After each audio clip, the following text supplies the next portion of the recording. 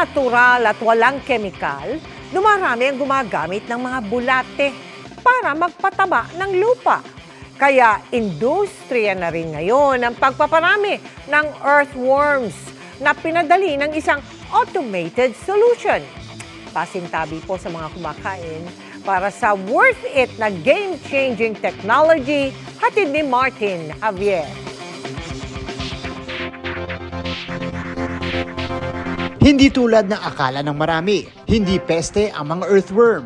Mahalaga ang papel ng mga ito sa pag-transform ng organic waste para maging pataba sa lupa o vermicast. Kaya na-develop ang scientific process ng pagpaparami sa kanila o vermiculture.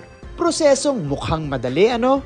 Easier said than done dahil hindi raw ganun kadaling paramihin ang mga earthworm gaya ng African nightcrawlers. Bakit kaya?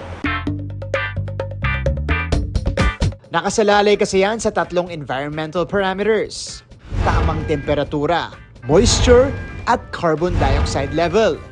Pero mahirap i-monitor ang mga yan, gaya ng nalaman ng ilang engineering students from the Technological Institute of the Philippines.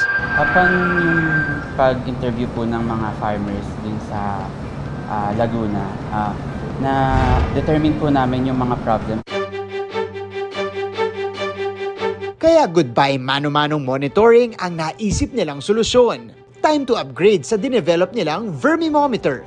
Sistema itong connected sa internet na nagmo-monitor at nagre-regulate sa lupa kung saan pinaparami ang bulate, worm bed in real time sa pamamagitan ng mga sensors. Una na rito ang capacitive soil moisture sensor. Ito ay ginagamit upang mapanatili ang moisture sa lupa na siyang maiiwasan ang pagka-dehydrate ng mga worms. Sumunod ay ang DHT22 para sa temperature sensor. Ang sumunod naman ay ang MG811 para sa carbon dioxide upang hindi mamatay ang mga uod sa pagkaubos ng kanilang oxygen. Pag na-sense na may kailangan baguhin, automatic na ina-adjust ng system ang kondisyon ng lupa. Once na ma-detect ni Vermimometer na low na ang moisture, mag-on yung pump, then solenoid valve. For our temperature sensor, kapag nag-exceed na sa threshold, mag-on yung Pelcher module for temperature control. And then, kapag na-detect ng MG811 na may carbon dioxide buildup, mag-on yung exhaust fan para ma-expel yung gas buildup. May instant alerts din na natatanggap ang farmers anytime, anywhere.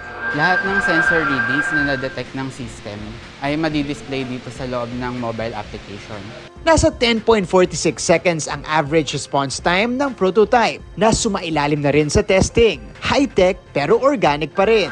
A game-changing innovation na makakatulong sa pag-automate ng cultivation ng earthworms at malaking bagay ito para sa iba't ibang industriya katulad ng farming. Para sa GMA Integrated News, ako si Martin Javier, changing the game!